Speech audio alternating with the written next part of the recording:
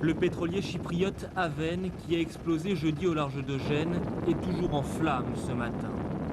Plus de 30 000 tonnes de pétrole se sont déjà échappées des soutes.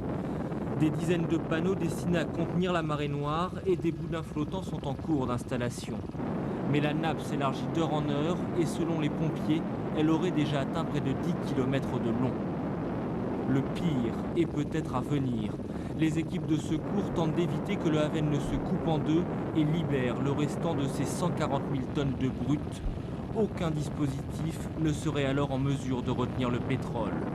Malgré la chaleur et les risques énormes, des remorqueurs ont réussi à passer un câble autour du gouvernail du navire pour l'entraîner plus près des côtes où il sera plus facile d'éteindre l'incendie.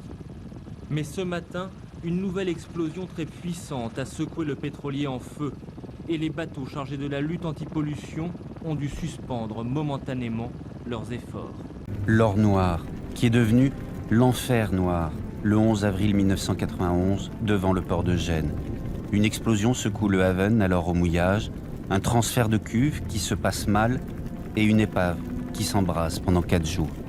Le Haven va déverser des centaines de milliers de tonnes de brut iranien, la plus grosse catastrophe pétrolière en Méditerranée.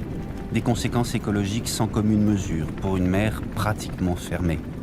Les autorités italiennes décident de laisser brûler le pétrole pour limiter la marée noire. Des nappes iront quand même toucher le parc national de Porquerolles dans le Var. Le Haven sombre le 14 avril en emportant avec lui 5 marins, dont son commandant, ainsi que plusieurs tonnes de pétrole. Pourtant, la disparition du navire ne met pas un terme à son histoire.